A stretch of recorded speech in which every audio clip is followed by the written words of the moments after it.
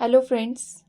यह 80 शब्द प्रति मिनट की गति से दिया जाने वाला डिक्टेशन है, जो कि एक फ्री प्रैक्टिस डिक्टेशन बैच है। इसमें आपको अलग अलग प्रकार के डिक्टेशंस मिलेंगे और अगर इसकी पीडीएफ आपको चाहिए तो आपको टेलीग्राम में मिल जाएगी और टेलीग्राम की लिंक नीचे डिस्क्रिप्शन बॉक्स में मिल जाएगी। तो ज़्यादा समय व्यर्थ ना करते हुए डिक्टेशन स्टार्ट करते हैं।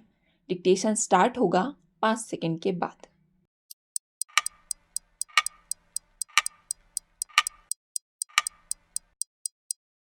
स्टार्ट।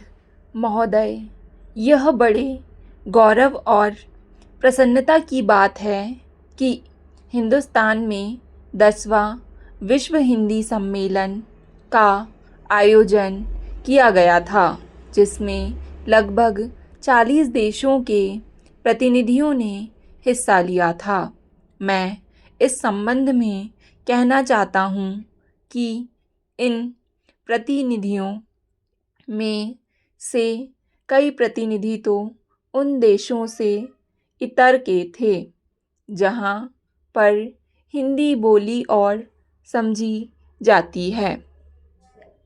10वें विश्व हिंदी सम्मेलन में वेनिस विश्वविद्यालय इटली की प्रोफेसर मार्का ने कहा कि भारत में उनकी शुरू से ही रुचि रही थी और इसलिए हिंदी सीखी थी।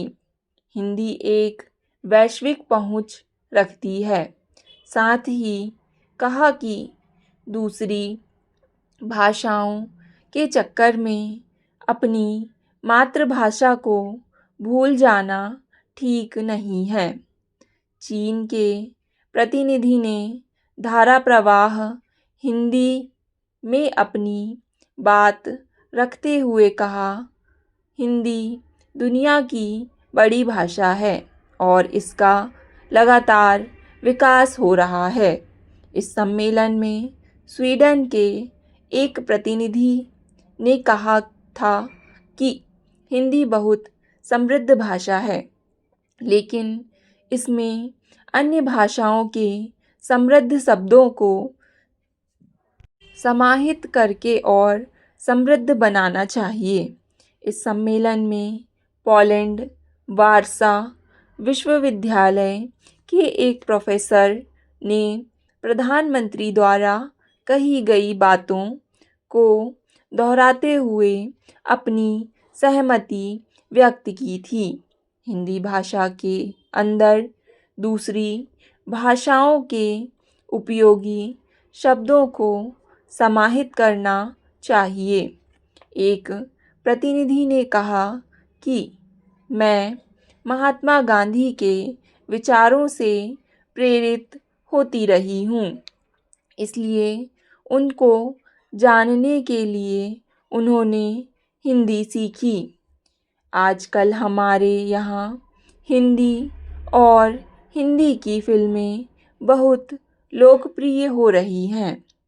विश्व हिंदी सम्मेलन में विदेश नीति विषय पर एक समानांतर सत्र का आयोजन किया गया था, जिसमें विशेषज्ञों द्वारा जोर देते हुए कहा कि विदेश नीति में इसका अधिक से अधिक प्रयोग किया जाना चाहिए।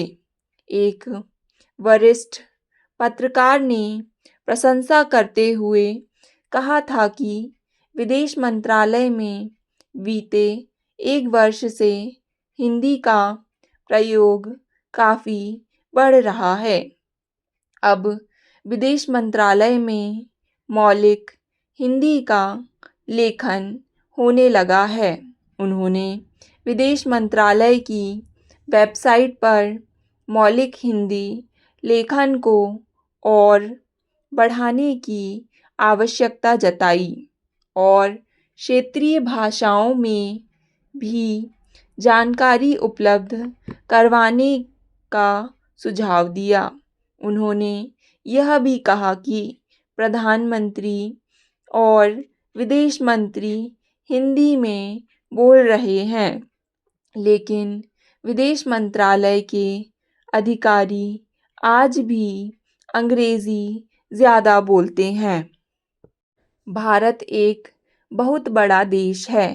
यह किसी भी हालत में किसी से कमज़ोर पड़ने वाला नहीं है। हमारे देश के अंदर बहुत शक्तिशाली देश बनने की सभी क्षमता और संभावना मौजूद हैं। भारत एक विकसित शक्तिशाली देश है। इससे इनकार नहीं किया जा सकता। महोदय, मैं सिंचाई विभाग से संबंधित प्रश्न उठाना चाहता हूँ। महोदय, मेरा पहला प्रश्न यह है कि मेरे विधानसभा विकास खंड के अंतर्गत 2 स्टॉप डैम कई वर्ष पहले बनाए गए थे। उनमें से एक स्टॉप डैम में पानी रोकने के लिए गेट नहीं लगे हैं। गेट के अभाव में पानी एकत्र नहीं हो पा रहा है। यदि पहले से तालाब में गेट लगे होते तो पानी इकट्ठा हो जाता और किसानों को सही वक्त पर सिंचाई के लिए पानी मिल जाता। महोदय, फसल सींचने के लिए पानी की ज़रूरत होती है। पानी नहीं मिलने के कारण उपज अच्छी नहीं हो पा रही है और किसान को प्रकृति पर निर्भर रहना पड़ता है। अतः मेरा अनुरोध है कि स्टॉप डैम बनाते समय ही गेट लगा दिए जाएं तो किसानों को इस समस्या से निजात मिल जाती और किसानों को इस समस्या का सामना नहीं करना पड़ेगा। स्टॉप डैम में गेट लगने से शासन का जो मूल उद्देश्य है उसका पूरा लाभ किसानों को मिल सकेगा। उद्देश्य की भावना के अनुसार काम ना होने से किसानों को लाभ नहीं मिल रहा है। मेरे यहाँ एक और बड़ा तालाब है जो काफ़ी बन चुका है। साल भर से निर्माण कार्य बंद पड़ा हुआ है।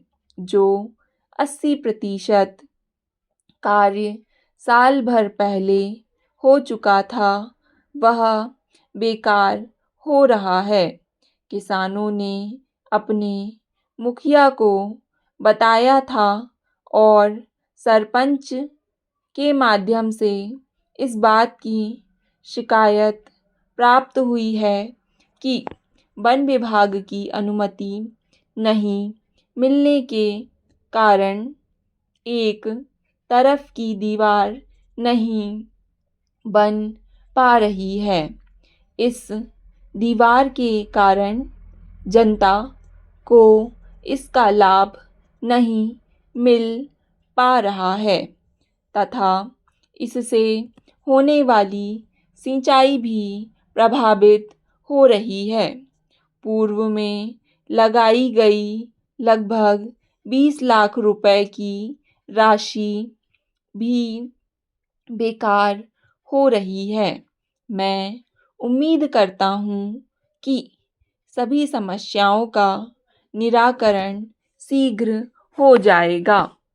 उपाध्यक्ष महोदय, अब मैं आपसे अगला प्रश्न करूँगा कि मेरे ज़िले के रेत खदानों की किस्त कतिपय लोगों की मेहरबानी और मिलीभगत से जमा नहीं की गई है।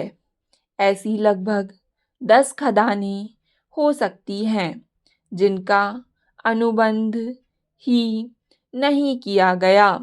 इस प्रकार लाखों रुपए की हानि सरकार को पहुंचाने का प्रयास किया जा रहा है। जिले के खदानों के माध्यम से जो रॉयल्टी ग्राम पंचायत को प्राप्त होती थी वह नहीं मिल रही है। रॉयल्टी प्राप्त नहीं होने के संबंध में सरपंचों द्वारा शिकायत की गई है। जांच और कार्रवाई नहीं होने के कारण शासन प्रशासन के प्रति खतरनाक रोष व्याप्त है। स्टॉप। डिक्टेशन पसंद आए तो वीडियो को लाइक तथा चैनल को सब्सक्राइब करें। धन्यवाद।